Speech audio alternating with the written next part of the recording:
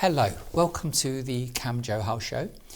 And we've brought you many guests over the past few months, and those stories have been very inspirational.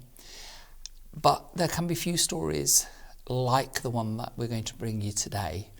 It is truly a story of an extraordinary life in the depth of the despair and the turmoil that my guest's been through, but also a story of incredible achievement of how he's turned his life around, and how when we're feeling really, really low, things can turn around and we can take action and we can help ourselves, use people around us and access services and really turn our lives around. So my guest today is Mike Lancaster. Hi there. How are you, Mike? Welcome to the show. Good, thank you. So, you know, when we interacted and I asked you for tell me what the story is. Yes. I could have cried. Okay, yeah, It, really hit me there. And I said to you, didn't I, this is a movie or this is a film and a book and all sorts of things, right? Yes. So things are all good now. Yes, very good. Really, really good now. Okay, I want to tell that to our audience that we're going to talk about some subjects that are not particularly comfortable. Mm-hmm. But, we're not afraid of that, because sharing really is caring and it helps people, right? Because there may be somebody else in your situation at some point of your life that can relate and we can help, can't we?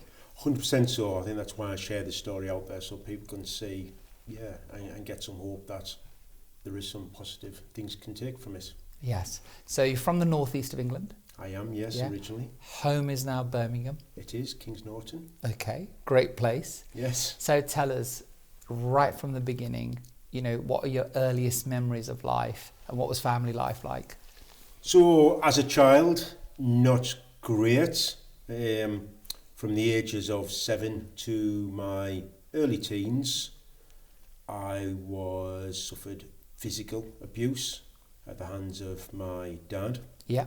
Which would be belt buckles, it would be punches to the ribs, kicks to the back. Mike, why? So at the time, I never knew. I had long hair at the time, I could flick my hair, I could say a word in a certain way, and it would be the punch. It was never explained why. I had a younger brother, but I would spend most of my time, it was like a 3-story house, so my bedroom was in the attic, not in the attic down below, up high, and I would spend most of my time in there. I could hear downstairs the laughters, whether it's Christmas, birthdays, holidays, with my mum, my dad, my younger brother. I'd stay out the way pretty much with sort of my imaginary friends in my imaginary world. So life's okay for the three of them? Yeah. And you're excluded? Excluded. If I was involved, it was household chores in the kitchen, it was down at the local allotment, locking up, feeding the hens, coming back, grab a tray of food, get up to your room. As I say, if I looked a certain way, behaved a certain way, that was going to be a belt buckle. So you ate alone? Yes. I so totally excluded. A tray, and I'd be sent up to my room with my food. Okay. Most days. So later on, we're going to share the reasons why that may have been so. Yeah. But nothing justifies that treatment, does it? No. I spent time. When things got too bad, when my mum would get on to my grandparents, can Michael come and stay down there for a couple of days? Okay, so I obviously know what happens here.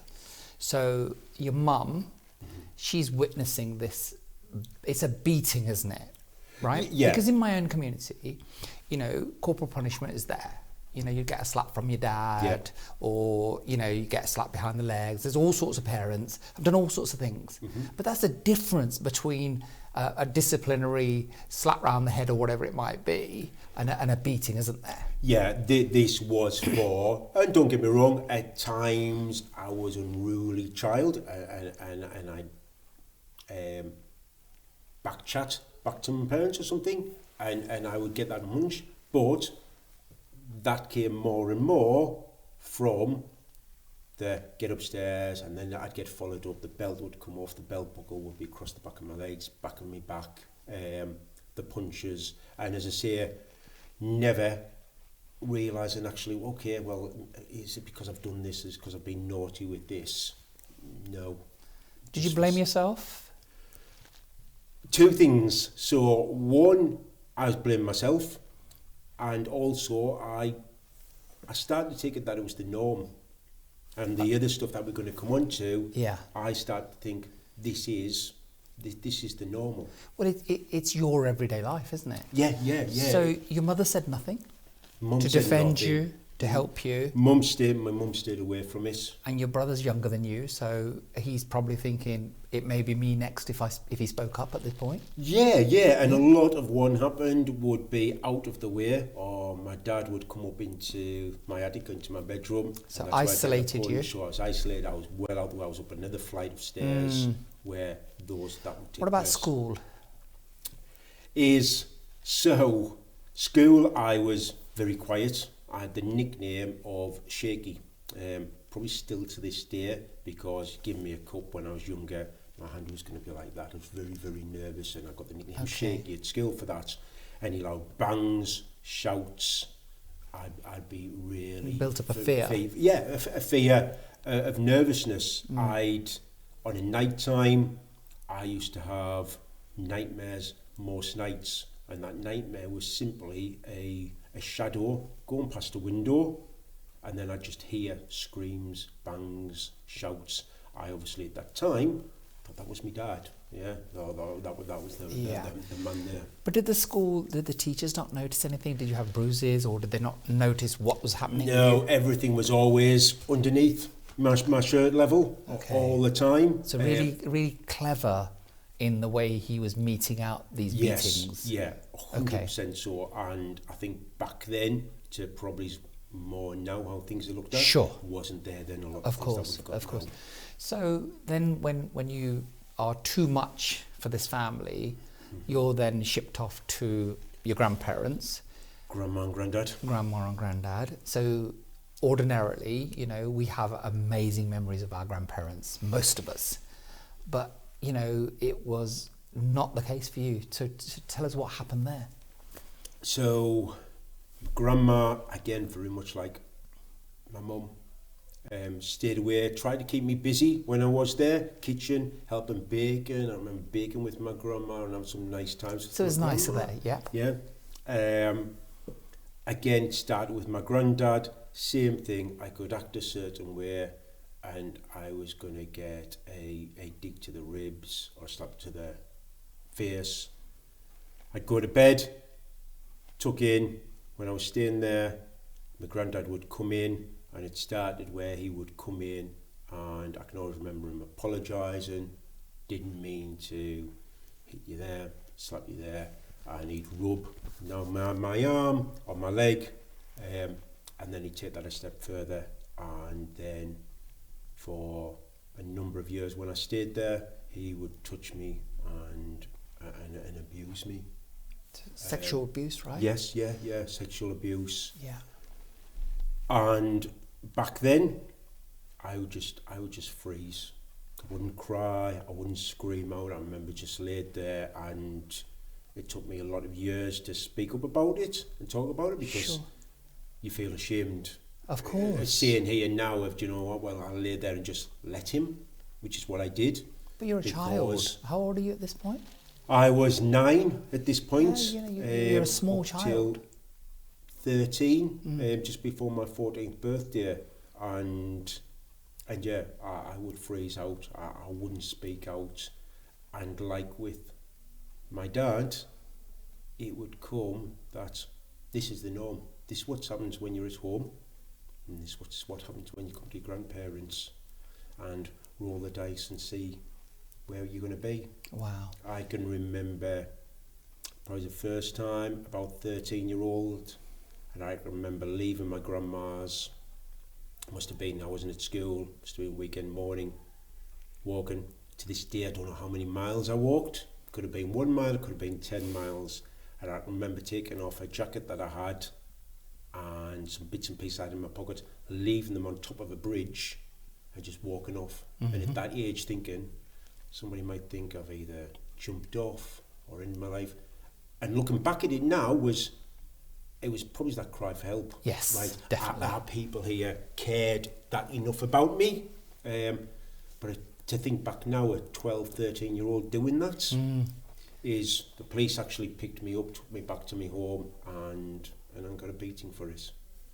So the police didn't ask why you did it. It was a cry for help, wasn't it? Yeah, it was very much so. When I look back now, yeah, very much so a cry for help. If somebody just come and put your arms around and say, this is all right. Yeah, and of course, things have changed in terms of social services and the police's attitude today. Yeah, very much so to what it was. So because we're going back, 25, 30 years, 40 years as to what was, and things were very different. Very much so. So you come back and you get a beating. And did you ever try and reach out to either your mother or your grandmother or anybody else that, look, this is what's going on? Or did you think it was, like you said, you're ashamed of what's happening? Ashamed, thinking it's the norm. I can always remember times when it was just me and my mum, when it maybe be in the kitchen, and I can always remember a few times I'd given me a hug and just sort of, shh, and it's all right,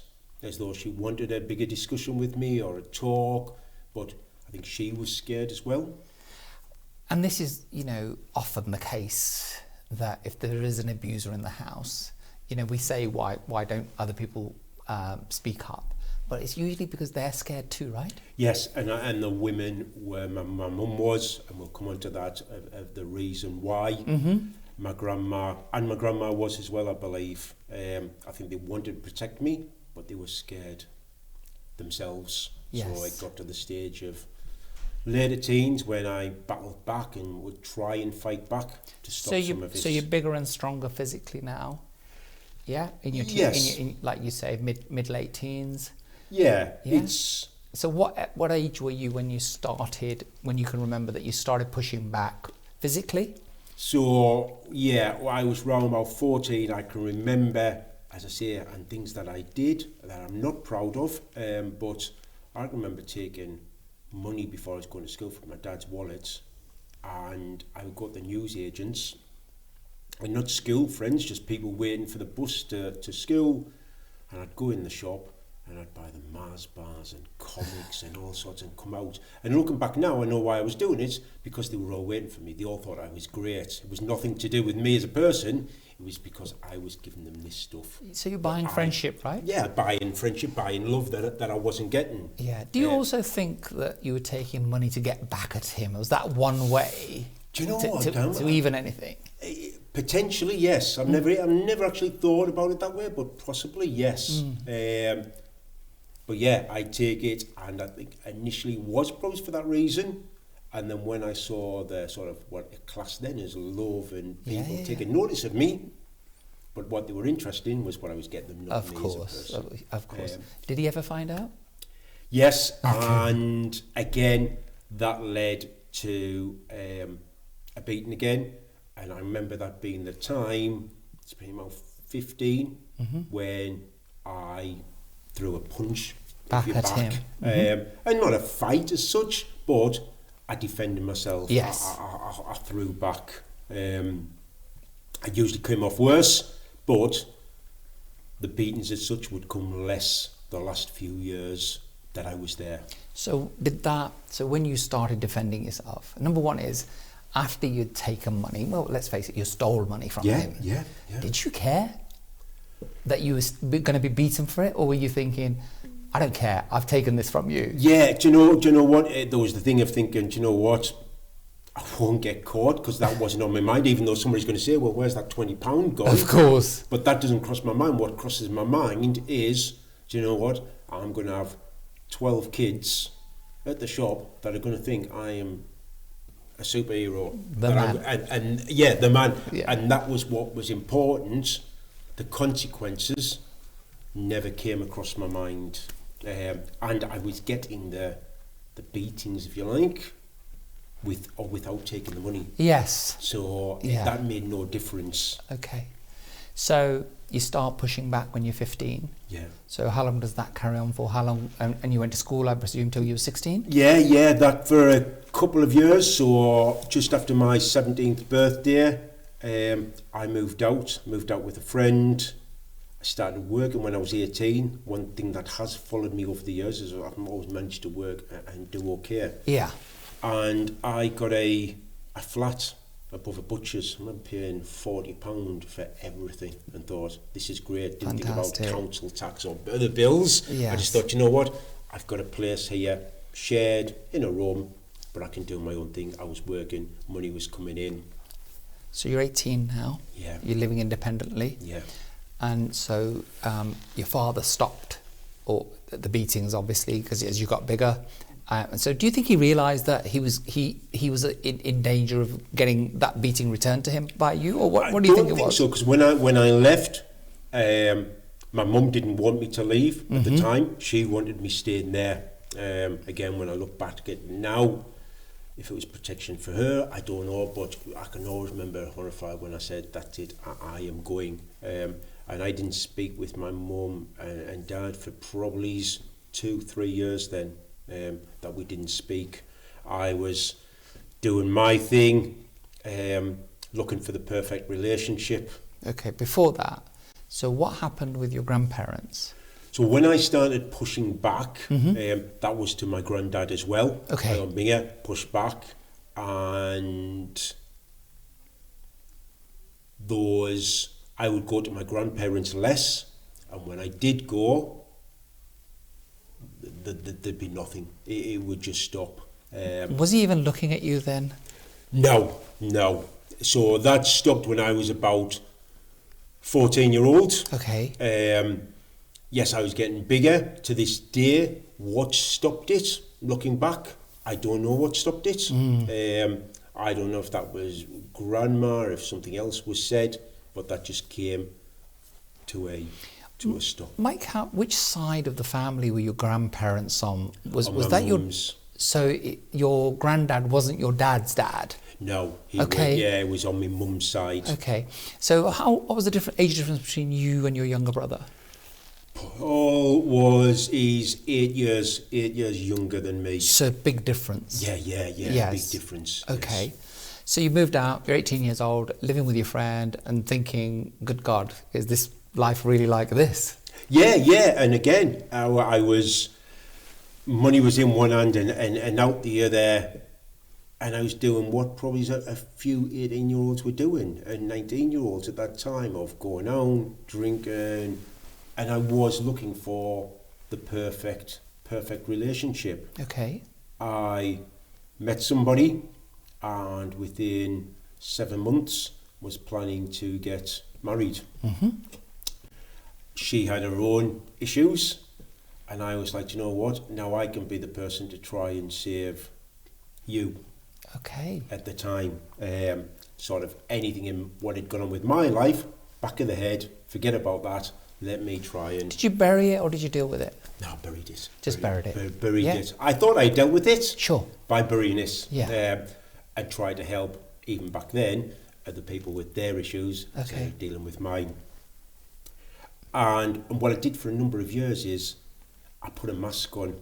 So I met her friends, and again, some things I'm not proud of. So her friends back then smoked stuff, did some drugs, cannabis, etc. And I wanted to fit in.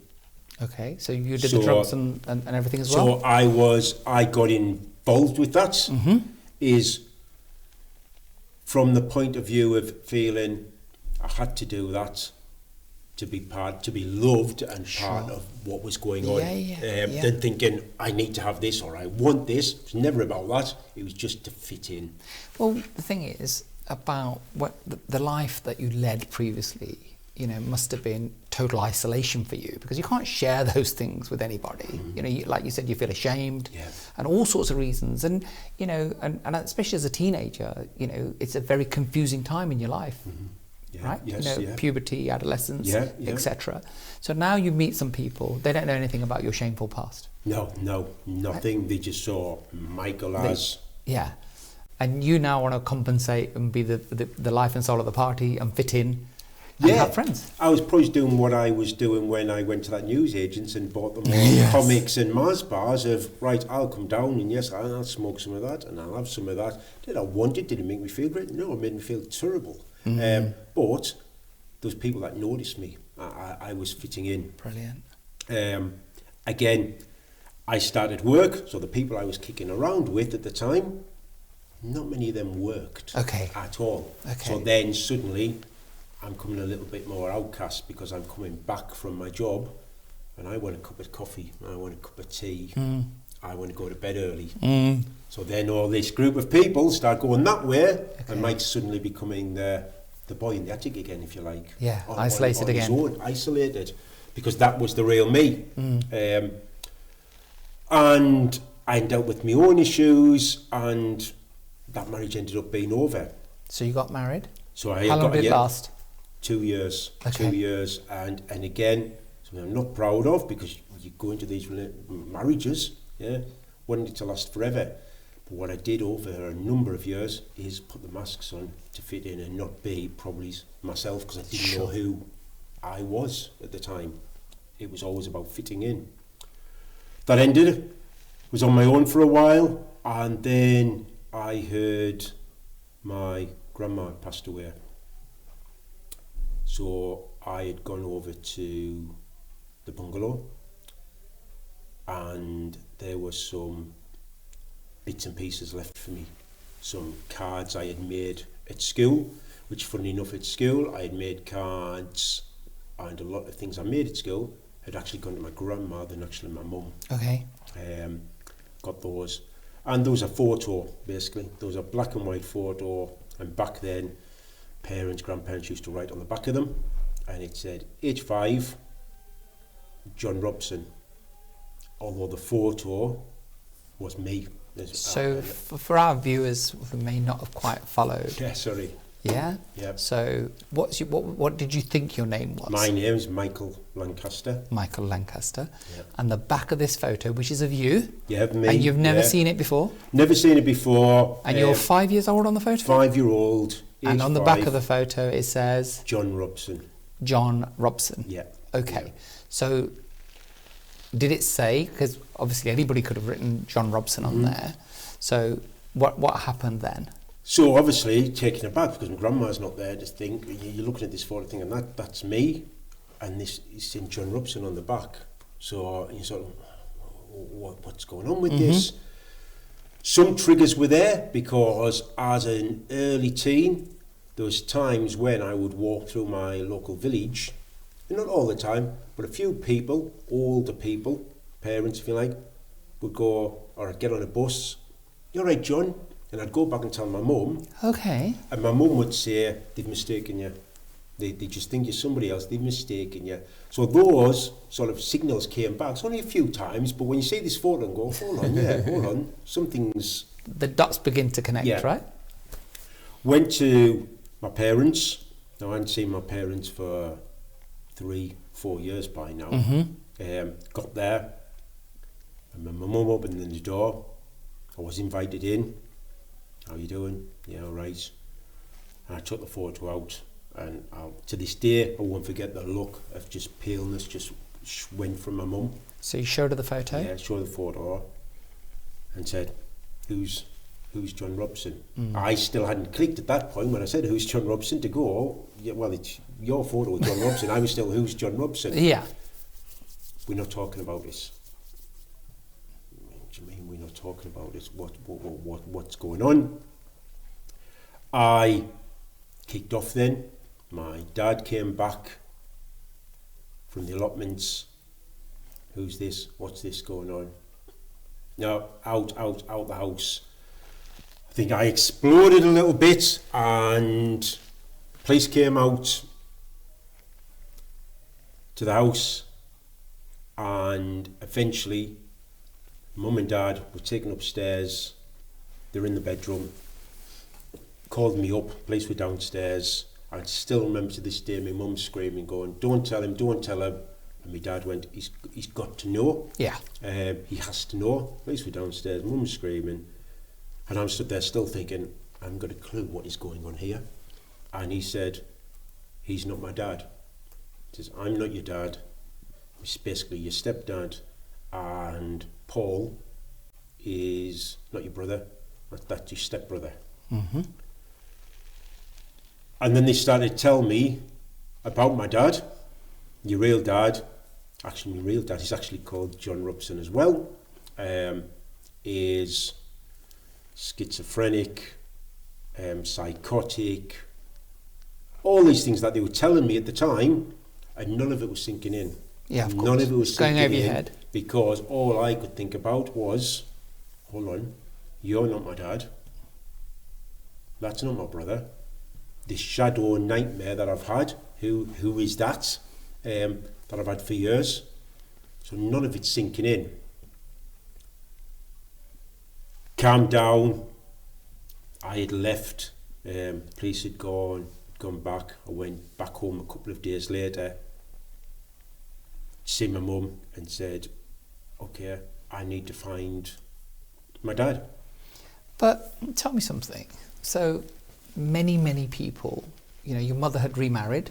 Yes, yeah. Right, so she was your mum. Yes, yeah. And your brother was from her second marriage. Yes, so yeah.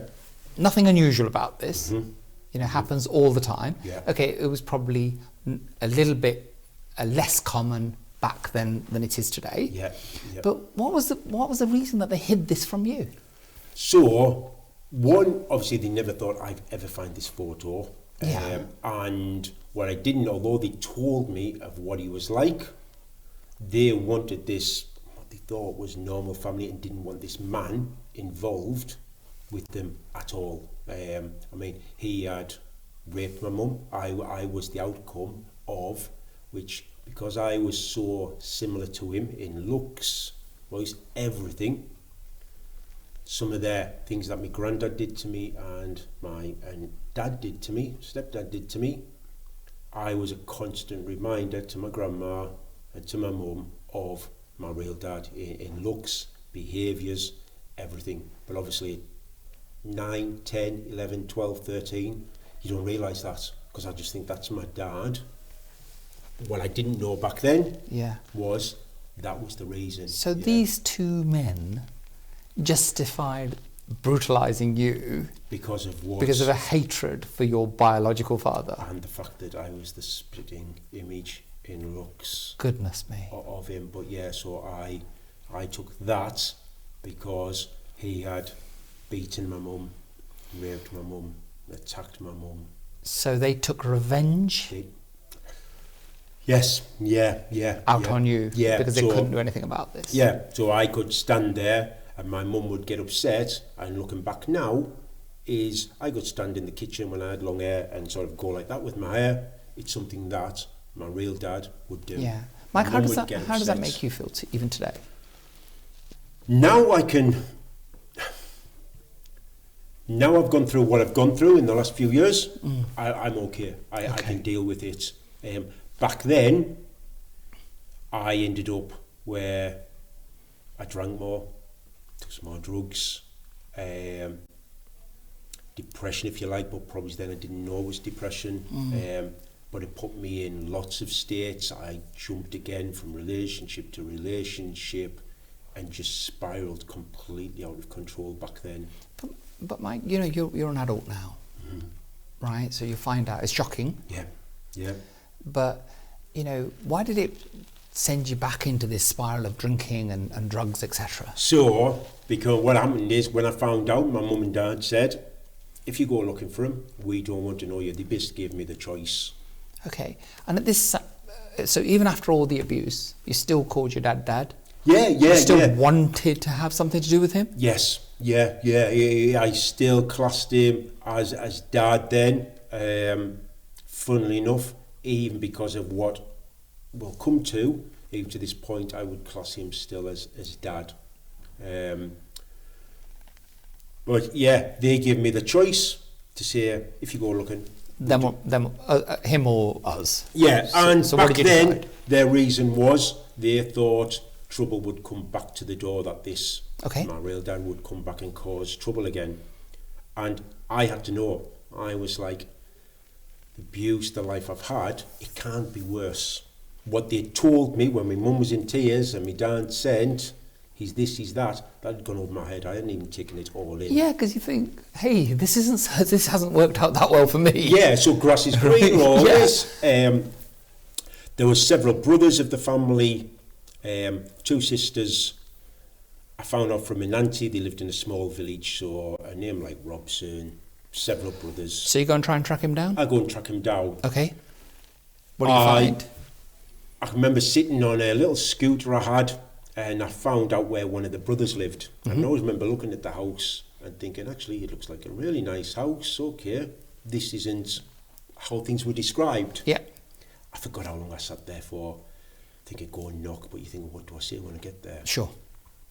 Eventually I did, went to knock on the door.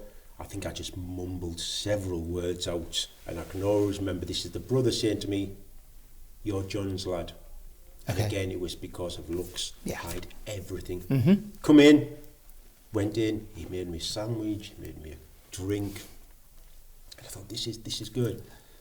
And at the time, I thought, do you know what?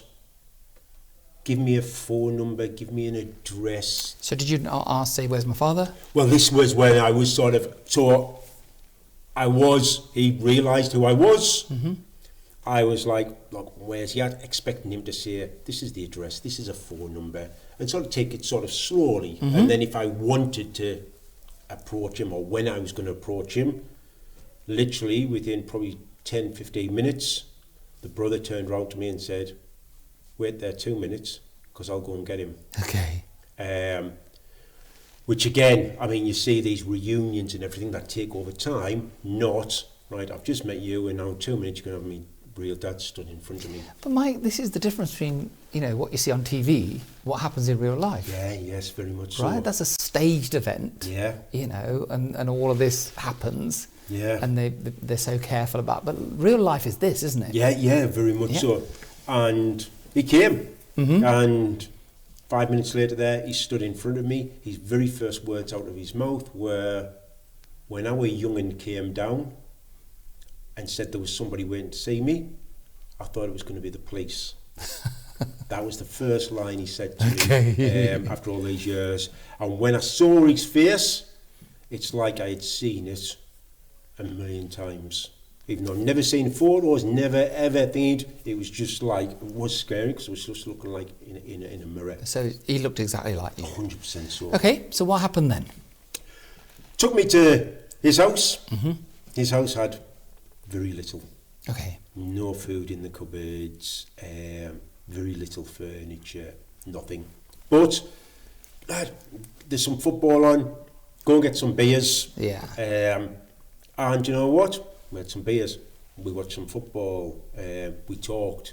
He slated my mum that my mum would leave me in dirty nappies, etc. Sleep on the couch, go to work tomorrow, come back, let's have a drink, let's smoke some of this. Yeah. So what I had done, suddenly came back, I was drinking too much. Yeah. How long did you stay with him for? I was with him for 2 years. Okay. 2 years, and then I got a flat in the same town as him, started working, same thing as the marriage. I sort of drifted off a little bit. This isn't exactly what I want. I'm working, I still want that partner, I want this happy family. Thing with that, drifted off from him for a while, was working, and then one day he came through the shopping centre, so I was a security guard. And he came through with a woman, and he's like, when you finish work, nip next door for a drink. Finished work, thought, do I go back to my flat? I'll go and see him. He's with a woman, okay, see what's what. Went in there, got a drink, sat down in this pub, and this woman had a bust mouth, and he said she had fallen down some stairs. So this is your biological father's partner? Yeah. Okay. Said she'd fallen down the stairs, and my dad went to the toilet, and I questioned her, which probably wasn't great looking back now. How's that really happened? She was saying, shh, don't say anything. And I pushed, and And she said, yes, yeah, he had done it. And that was the one point that everything that I'd heard that he'd done to my mum, what my mum had told me back then, it all came to the forefront of actually, do you know what? That she was right. He was right. Okay. I went into the toilets, I got hold of him, gave him a shake, and left. By the time I got back to my flat had been ransacked. Okay. I smashed up. There was air rifle pellets through the doors, and I was in no doubt who had done it. Okay. The brothers, him, left, went to stay with friends, and didn't have anything to do with him for a year and a half. Okay. Friends, relationship, working, and then I went to Blackpool on a stag do. And I remember going into a pub over there, Beer Keller, walked down some steps with the boys I was with. And then as soon as I got down to the bottom, I saw 4 of the brothers and my real dad in there. Mm-hmm. Was the worst mistake I've ever made, is instead of staying with my friends, I panicked and I got out there and left. I was followed down the road, and literally I woke up in hospital the following day, and they had jumped me, fractured my skull. Okay. One of the brothers was sent down for it, and yeah, they'd beaten me to a pulp. Why do you think they did that? Probably because I got hold of me dad in the pub and grabbed hold of him, and they were all very similar. So my real dad, where he had beaten my mum, the brothers were. So the family was the family were really for it. So you now find out that everything your mum and your stepdad were telling you was absolutely true, and then some. Yeah. So what do you do then? So I came out. I was homeless for several months. Mm-hmm. When I got out of hospital, my job had gone. I certainly couldn't go back to the Robsons. Yeah. Couldn't go home, so I was on my own. I was homeless. An old friend saw me, let me stay in his caravan. Got back on my feet, 6 months working, and then the time came of, as you say, I need to go to my mum. I need to say, sorry. Yeah. You're right. I love you. How long was it after you left, and then when you tried to go back? Back to my mum. What was the time period? From actually seeing my mum? Yeah. 3.5 years. Okay, so you haven't seen them for 3.5 years, and then you try and go back, and then went back. Things are not the same, are they? So no. So I was on the bus back and to the village where I lived, and I was reading the newspaper, and when I got off in the village where we lived, instead of going to my mum's, I jumped onto another bus that was going to a place called Durham straight away. And the reason for that was, I'd read in the paper, it was 2:10 on the Friday, that I'll always remember, and I'd read actually in the paper that my mum was getting cremated at 2:00 that day. And basically my mum had passed away. My mum had got cancer. She'd had cancer 3 times over the years and beaten it, and then she got lung cancer, and I took my mum in 6 weeks. They took my mum. So she had cancer. She was being cremated or buried, did you say? No, cremated. Yeah. Cremated that afternoon. Yeah, I got to Durham crematorium, still not believing it. Rushed down to where the creme is. There was a load of flowers outside, obviously the fresh flowers. I saw some that said mum on there. That was from my younger brother. Someone there that said auntie, and as soon as I turned the cards over, that said from Paul, from Robbie. Okay, so you missed the funeral? Yes, yeah. Okay, and then what did you do then? I broke my heart then. I broke my heart. I stayed at the crematorium for several hours. Mm-hmm. I took my belt off and I tried to hang myself. At the crematorium? At the crematorium. And I went down a slippery slope. It's probably went out a lot of the mental health. kicked in. Okay. Is bouncing again, relationship to relationship, drinking, head all over the place because I had so many questions for my mum. Why did you want to end your life at that point? Because, you know, this is a woman that watched and witnessed you getting repeatedly beaten. It was her father that sexually abused you. So, but you still had this amazing love for your mother. It was more so back then of I didn't get the answers. So it probably wasn't so much the love there that was in this. Okay. It was so more of you've gone and you can't, you're being unfair if you like, because she wasn't giving me the answers back then. I had still so many to say, yes, you were right, but why was this? When did you leave him? What went on? And she'd gone and just left me as though I was like in limbo with no answers. So you had so much pain that you tried to end your life? Yeah. So then downward spiral again? Downward spiral again. Yeah. The drugs, the drink, the bouncing from relationships to relationships, depression. Yeah. How old are you now? Early go. That went on for a number of years, so we're talking early 30s. Okay. Now, and the thing that straightened it up is I got with somebody, and basically my daughter came along. Okay, so you're having a relationship. So you have a daughter. Yes. How old is she now? Daughter is 15. Okay, and you're in contact with her? Yes. Good relationship?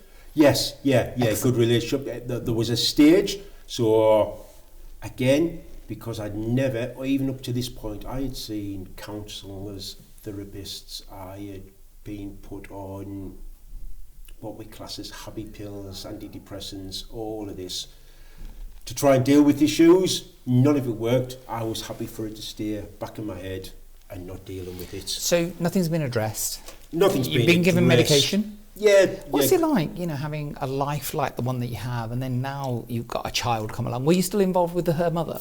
Yeah, I was involved with her mother. So you're in a relationship, you could have a child. How did that feel? How did that make you feel? It was good, but again, the person I was with at the time was very much, it was about materialistic things. How big is the house we've got? What kind of car do we drive? What clothes do we wear? And do you know what? That was me. I put the mask on again. Okay. I fitted in. Yeah. How long did that relationship last? 2 years. Okay. 2 years. Till it got to the point when I went, this isn't what I'm about. I'm not all about the materialistics. I don't want to be going and working 100 hours a week, not seeing each other, babysitters for my daughter. I want that family. I was still looking for this perfect family environment. And is that to compensate for what you didn't have? Yes, I believe so. I think all through the years, for a number of years. So that relationship ends? It ends. And at what point did you move to Birmingham? So I moved to Birmingham 10 years ago. Okay. 10 years ago now. So that relationship ended. I was seeing my daughter, and then it stopped, and my partner, through the courts, used everything that I had told her about my childhood to stop me seeing my daughter. So I went through the contact centres. I had a 3-year ongoing battle to see my daughter, and that the depression kicked in again. Drinking too much. So there's a pattern here, isn't there? Yes. That you go back to alcohol and drugs. Yeah. Then the depression, because it dealt with what people do now is we think it deals with the problem. Yeah.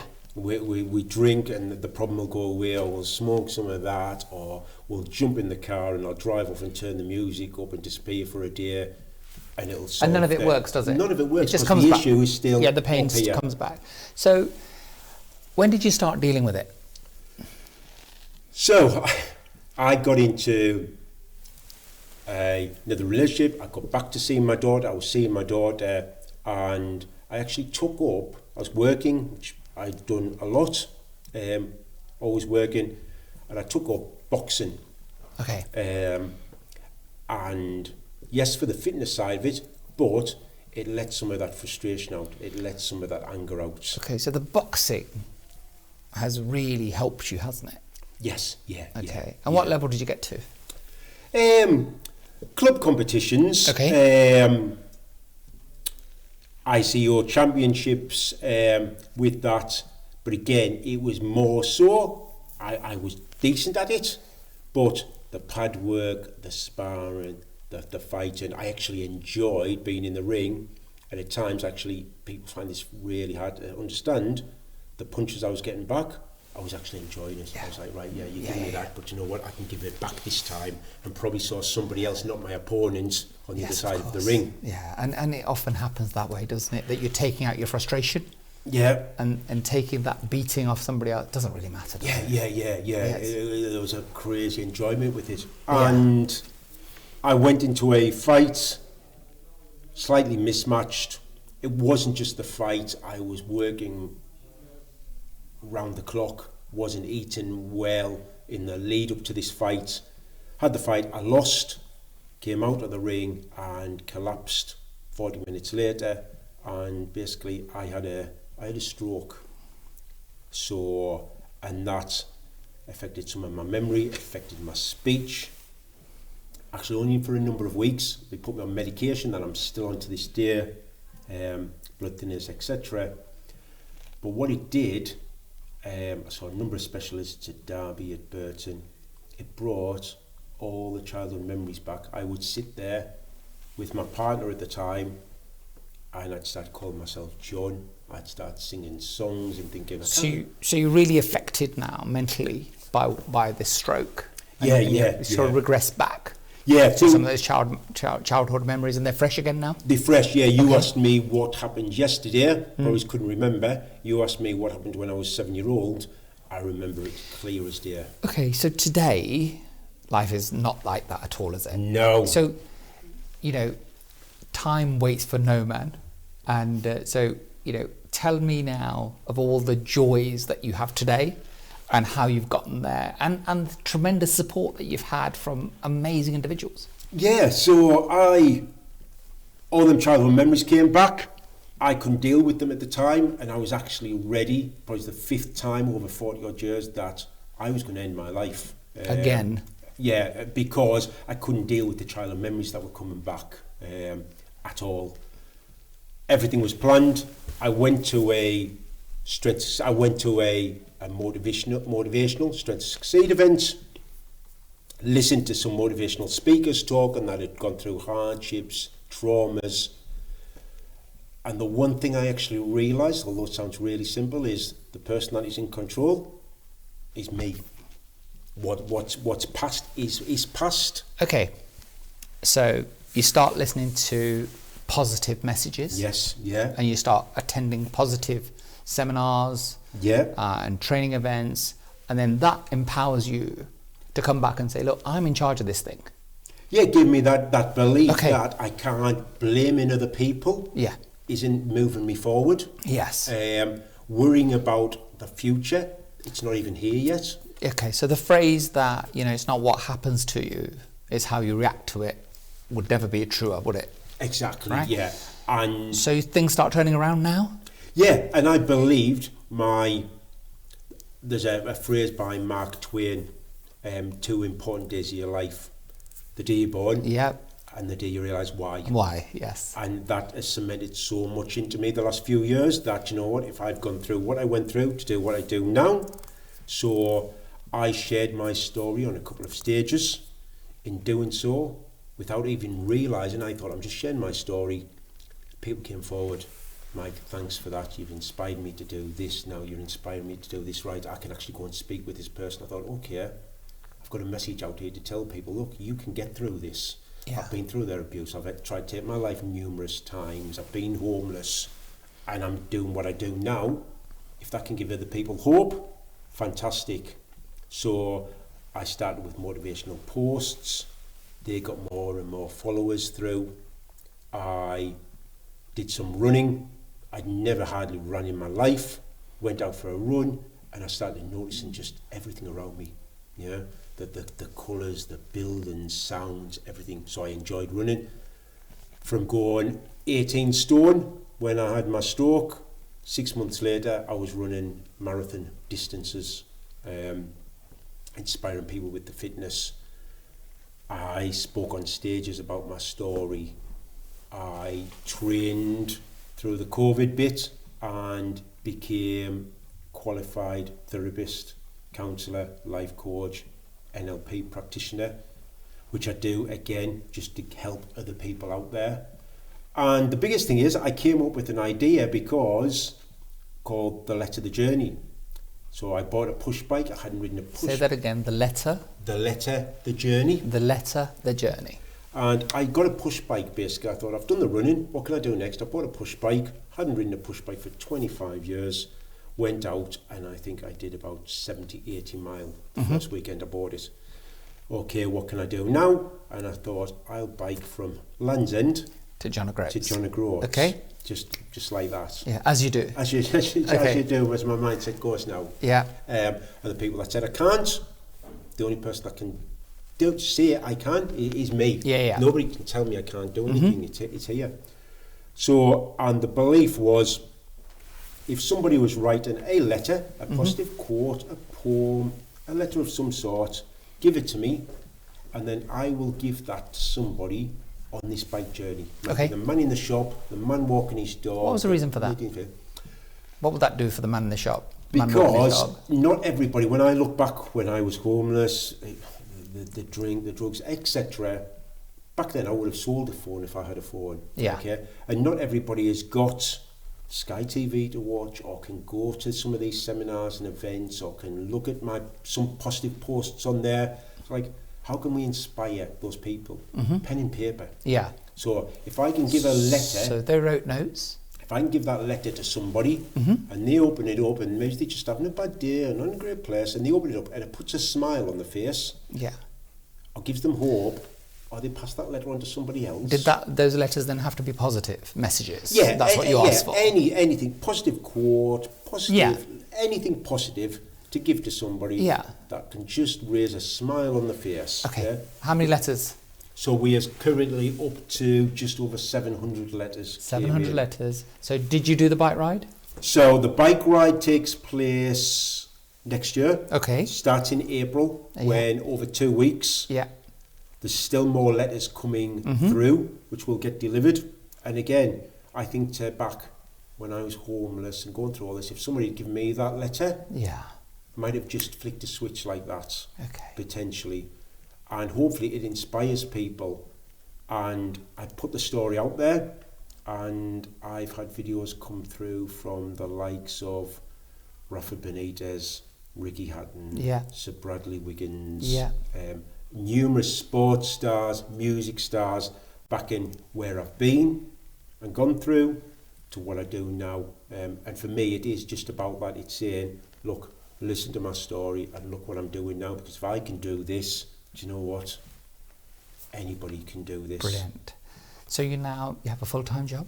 I have a full-time job. I'm a national recruit manager. Yeah. The stuff that I do, the hypnotherapy work, the counselling, the life coaching, it's something I'm just passionate about. What a turnaround, eh? Yeah, and now I'm giving back in Birmingham, Kings Norton, Hawksley Community Centre. I'm doing a community group there for people just to come down twice a month, just to share problems, just to know there's somewhere safe to come and talk and have a coffee, have a tea, some biscuits, talk, and it'd be a safe environment. And what a wonderful end, to a story that at times is tragic, is so sad. But you've now used the positive messages that you got from motivational speakers. Yes. In books, and that really helped you to take charge and take responsibility for your own life. Yeah. And turn this story around to one where you're contributing now and helping other victims of the similar circumstances to yourself, who find themselves that, there's nobody out there to help them. Yeah, and and giving other people, hope, if you like. You hear these stories, and back then, when I was 20s, 30s, if someone said, I've gone through this, and I think, no, somebody's helped you out there. But now looking to think, no, Mike, you've done it. You've been in them places, and you have come through, and look what you can do now. Yeah. And it is one of those of thinking, if I can do this, let me tell you out there, 5 years ago, I'd have been the first person to say, rubbish, no, I am down, I have a depression, I do need those tablets, this is how it is and that's how it's going to stay. No, it can change. It can change. Yeah, and you've got to change it in here and think. The happiness starts, a lot of us look out there of, again, will that person make me happy? Will I be happy if I've got that car? Will I be happy if I've got that job? You might be, but not if you're not happy. Fix in here. Fantastic. Fix internal, and all the external stuff will sort itself out. Yeah. Mike, thank you so much for sharing that story. Thank you for your time. And I hope that, people listening out there and watching will be inspired. I hope so. Because life can be tough, can't it? It can be tough. But sometimes we're tough on ourselves as well. Yes. Yeah. Definitely. So it's have the belief there, know what you're capable of, because we are all capable of so much more if we put our minds to it. Thank you so much. Thank you. Well, it's the end of another show, and a story and a show that's a little bit different to what we've done in the past. But we're not afraid to take challenges. An incredible story, and the message that I got from that is you're not alone. Don't beat yourself up about things that are out of your control. If you're in a situation, especially if you're young and adults around you are not acting like the responsible adults that they should be, there is help out there. There's plenty of people, plenty of organisations that you can reach out to. And the other thing is that if you're in that situation, know that you can turn it around. You need some help, and you will find somebody. There's enormous outlets out there that can help you with things. So until next time, goodbye. Thank you for watching. Bye-bye.